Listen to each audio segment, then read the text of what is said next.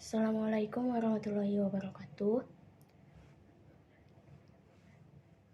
Kami di sini akan mempresentasikan hasil kerja kami dari kelompok 2 yang beranggotakan saya sendiri Al-Fatihah Raisa Qanitul Haq dan teman saya yang bernama Novrin Anggit Laksani. Materi yang akan kami sampaikan yaitu dengan judul bentuk-bentuk linguistik, morfem, morf, alomorf, kata, dan pengenalan morfem.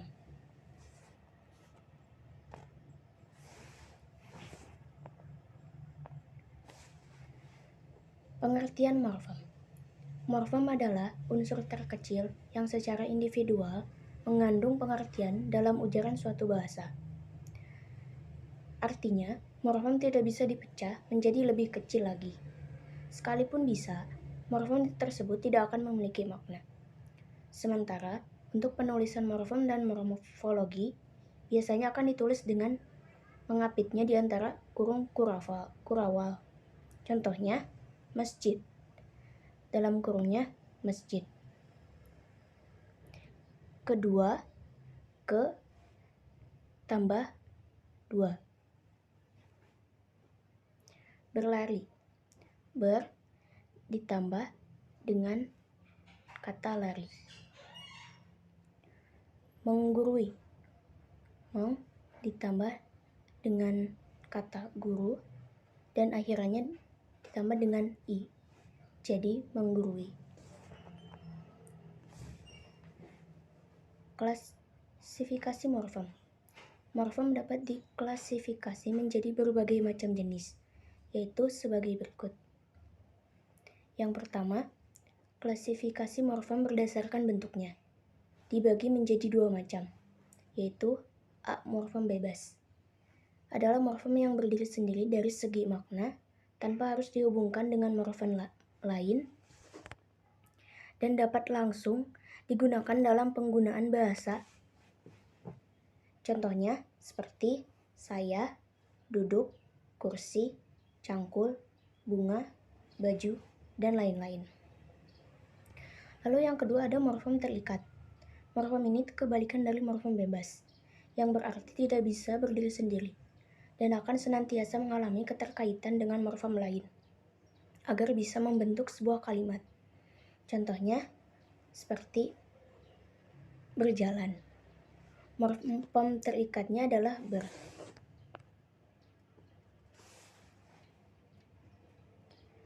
Lalu, ada klasifikasi morfem berdasarkan keutuhannya. Dalam klasifikasi ini, morfem dibagi menjadi 2 macam, yaitu yang pertama ada morfem utuh. Morfem yang susunannya tidak terpecah atau tetap utuh, yang terdiri dari satu kesatuan, di mana setiap unsurnya saling berhubungan. Lalu yang kedua, ada morfem terbagi. Merupakan morfem yang 2 bagiannya terpisah. Contohnya, yang ada pada kata kebersihan yang memiliki satu morfem utuh, yaitu bersih, dan satu morfem terbagi, yaitu kean.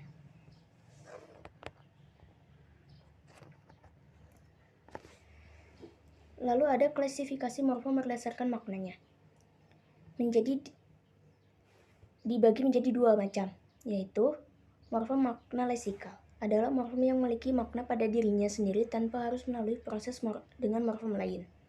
Jumlahnya tidak terbatas serta dapat digunakan secara bebas. Contohnya seperti kuda, pergi, makan, dan merah. Lalu yang kedua ada morfem makna non-lesikal. Morfem yang tidak memiliki makna pada dirinya sendiri jika tergabung dengan morfem lain. Contoh morfem ini berupa imbuhan di, ter, me, per. Morfem tersebut tidak akan bermakna jika tidak diiringi dengan morfem lain, tapi akan memiliki makna jika digabung dengan morfem yang lain. Contohnya bergabung dengan morfem tekan, maka akan menjadi tertekan.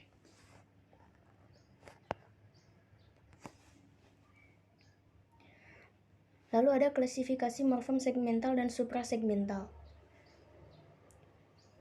Morfem segmental adalah morfem yang terjadi dari susunan fonetik segmental dan juga berwujud bunyi. Contohnya seperti lihatlah.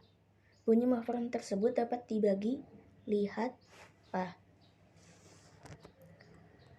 Kemudian, definisi dari morfem suprasegmental adalah morfem yang terbentuk dari unsur fonem suprasegmental, morfem yang terdiri dari beberapa nada, dan di mana perubahan dalam nada tersebut bisa menciptakan sebuah arti.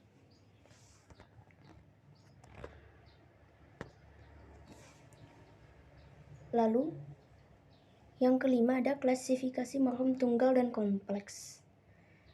Morfem tunggal adalah morfem yang tidak tergabung atau terikat dengan morfem lain. Contohnya seperti pintu, rumah, beli, besar, dan lain sebagainya. Lalu yang kedua ada morfem kompleks. Morfem yang bisa terdiri lebih dari satu morfem. Contohnya seperti mem dan morfem baca. Maka akan menjadi kata membaca, dan morfem keliling. Maka akan menjadi kata berkeliling.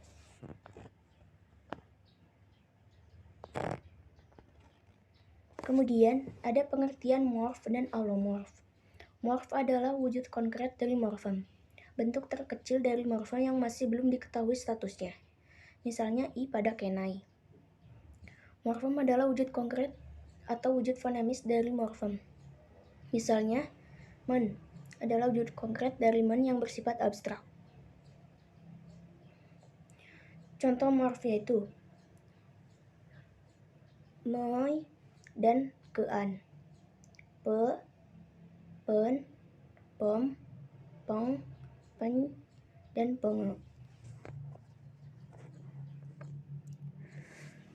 Sementara untuk pengertian dari alomorf adalah variasi bentuk morfem yang terikat yang disebabkan oleh adanya pengaruh lingkungan yang dimasukinya, atau bisa juga dikatakan sebagai morf yang sudah diketahui statusnya. Dengan kata lain, alomorf adalah perwujudan bentuk dalam penuturan bahasa dari sebuah morfem, yang berarti bahwa setiap morfem pasti mempunyai alomorf, entah satu, dua, atau lebih. Contoh-contoh alomorf: ber, be, bel. Katanya yaitu berjalan, bekerja, belajar. Lalu contoh yang kedua, me, men, mem. Contoh katanya melacak, mendaki. Lalu yang ketiga ada pe, pen, pem. Contoh katanya pelari, pendatang, pembeli. Materi selanjutnya akan dijelaskan oleh teman saya. 4. Pengertian kata. Kata adalah satuan bebas terkecil yang dapat membedakannya dengan frasa. Contohnya seperti rumah, kamar, sekolah, kayu, kepada, sebagai, tentang, dan lain sebagainya. Kata juga bisa menjadi fungsi salah satu fungsi sintaksis seperti subjek, predikat, objek, dan keterangan dalam sebuah kalimat. Kata dan morfem adalah dua bagian yang berbeda. Morfem adalah unsur dari pembentukan kata, sementara arti kata adalah hasil dari proses gabungan morfem tersebut.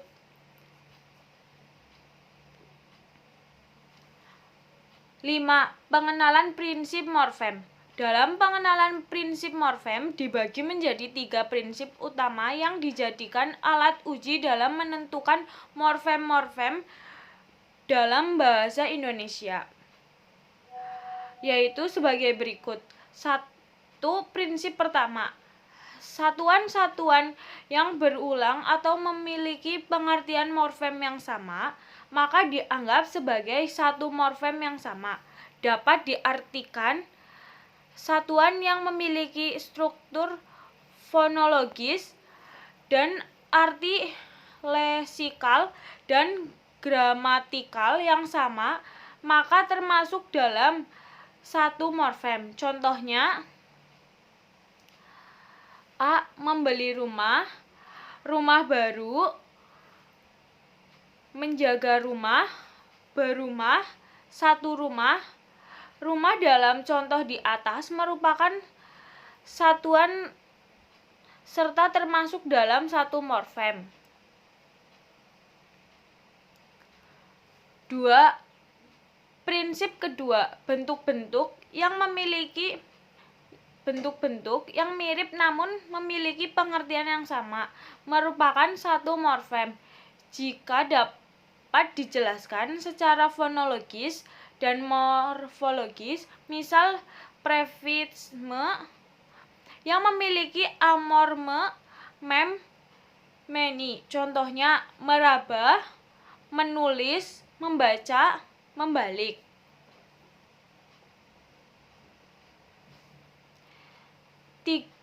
Prinsip ketiga, satuan-satuan yang memiliki struktur fonologi yang berbeda, meskipun begitu berbeda tersebut tidak dapat dijelaskan secara fonologis, namun masih bisa dianggap sebagai satu morfem jika punya arti yang sama dan dapat dijelaskan secara morfologis.